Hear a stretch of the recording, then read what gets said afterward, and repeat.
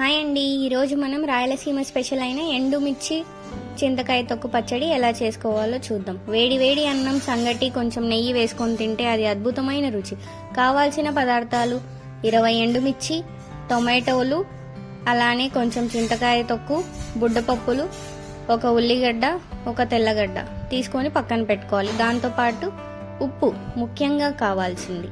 తర్వాత ప్యాన్ పెట్టుకొని stove on చేసుకొని అందులో మనం పక్కన పెట్టుకున్న బుడ్డపప్పులను వేసుకొని బాగా వేయించుకోవాలి. తర్వాత అదే ప్యాన్లో కొంచెం ఆయిల్ వేసుకొని అందులో ఎండుమిర్చి వేసుకొని అవి కూడా బాగా ఫ్రై అయ్యేలా చూసుకోవాలి. అవి ఫ్రై అయ్యేటప్పుడు మాడిపోకుండా చూసుకోవాలి.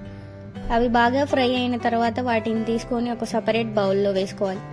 మళ్ళీ కొంచెం ఆయిల్ వేసుకొని ప్యాన్ హీట్ అయిన తర్వాత మనం కట్ చేసి పక్కన పెట్టుకున్న టొమాటోస్ వేసుకొని టొమాటోస్ని బాగా ఆయిల్లో ఫ్రై చేసి అవి మగ్గించాలి. అందులోనే కొంచెం వాటర్ కూడా వేసుకొని టొమాటోస్ని బాగా మగ్గపెట్టుకోవాలి. టొమాటోస్ వాటర్లో బాగా మగ్గేటప్పుడే మనం సపరేట్గా పెట్టుకున్న చింతకాయ తొక్కును వేసుకొని దాన్ని కూడా బాగా మిక్స్ చేసుకొని మగ్గించుకోవాలి. తర్వాత మనం స్టవ్ ఆఫ్ చేసేసి అవి చల్లారేంత వరకు వెయిట్ చేయాలి. మీకు ఈ రెసిపీ నచ్చినట్టయితే లైక్ చేసి కమెంట్ చేయండి. అలానే మీ ఫ్రెండ్స్ అండ్ రిలేటివ్స్కి షేర్ చేయండి.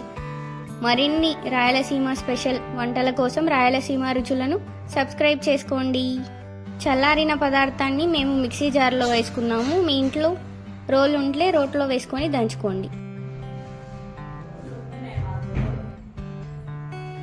ఇప్పుడు చూపించిన ఇంగ్రీడియంట్స్ అన్నీ వేసుకోండి. అందులోనే కల్లుప్పు కూడా వేసుకొని బాగా బరగ్గా దంచుకోవాలి. దంచుకున్న దాన్ని బౌల్లో వేసుకోవాలి. బౌల్లో వేసుకున్న తర్వాత మనం పక్కన పెట్టుకున్న ఉల్లిగడ్డని చిన్న ముక్కలుగా కట్ చేసుకొని ఆ పచ్చడిలో వేసుకోవాలి. బాగా క్రంచిగా ఉంటుందండి.